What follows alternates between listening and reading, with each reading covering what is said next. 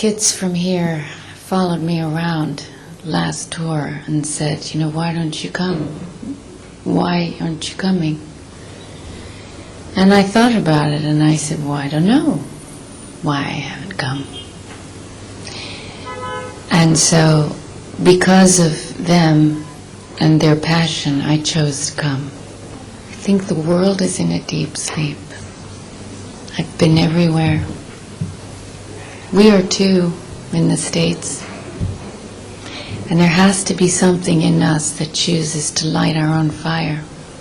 Something in me in the last election when I thought the women would wake up and see that the current administration was not focused on equality for all, including women, that would rattle them from maybe our focus on ourselves and our war with each other. The women compete so much.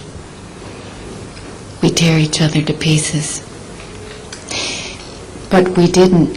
When I wrote that song, it was a very private moment. And when I sat in the middle of a parking lot writing it, I didn't think about other women and how they felt. Then, when I was touring, and a young girl came to me, she was about 14 years old, and she said, I want to work in your kitchen somewhere in the catering. I'll wash dishes.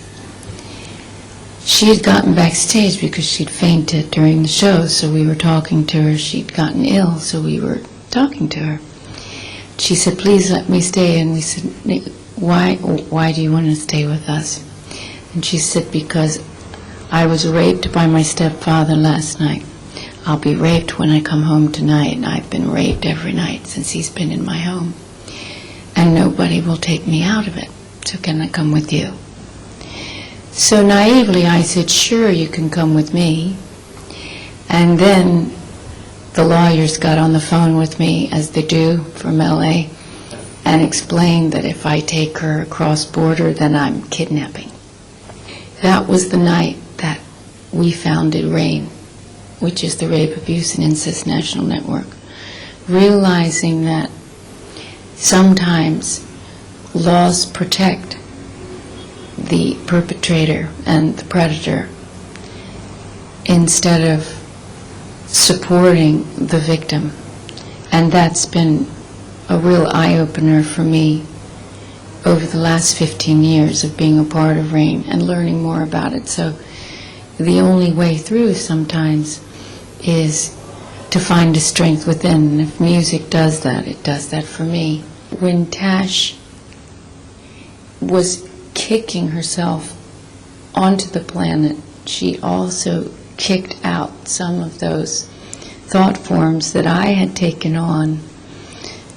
Opinions, growing up in a very puritanical way of thinking, although I love my parents dearly, and they've become much more liberal in many ways than they were when they were my age. It's hard to release the shame, and it's hard to really have sacredness and sexuality and carry it within your being and know it, that 1 million terrorists from the church couldn't shake you, and you know who you are. And it took a little baby to teach that. Isn't that interesting? Just in her being, because she was created with sacredness and erotica. That's no secret. And so therefore, maybe when I turned 42, I woke up feeling sexy. And 30s were really hard. I think women in their 30s, I think they all need a gift from Tiffany's. Because you're underappreciated, you work your butt off, And you got the ingenues coming up in their 20s, and oh, aren't they smart? And yeah, we love them, but they get all the praise and they get the raise. Come on, girls, we know, we love them. But you're not old enough when you're 30 to be a classic car yet. But turn 40, and if you can play a 2-hour show and, still wiggle on that piano stool and hit your notes and own your publishing, then you can become a classic car. So I started waking up feeling kind of sexy. Let's be honest with each other. My 15-year-old niece who called me a MILF, who wouldn't let me wear a nice one-piece bathing suit, and said, "You're wearing this bikini," and I said, "No." And we were at our pool in Florida, and my husband was coming in, and she said, "You're not wearing that for Uncle Mark. You're just not. So you're a MILF, and put it on." And the thing about my 15-year-old niece is that when I started thinking about the ideology of the Christian right wing and the stereotypes they were making for women, she was stepping right into them. And when I would broach her about the idea of a character type for women, Athena, for example, she would look at me and say, "Huh? What? Athena what?" So I thought, right then, Athena will wear rubber. She will rock your butt. And, you get it how you get it. If that generation doesn't realize the complexity that they can have of their different facets, they're going to have to run the world. And if they think that Aphrodite's crawling out of an SUV with no knickers on and drunk, then we're all doomed. And nobody's going to get a hard on.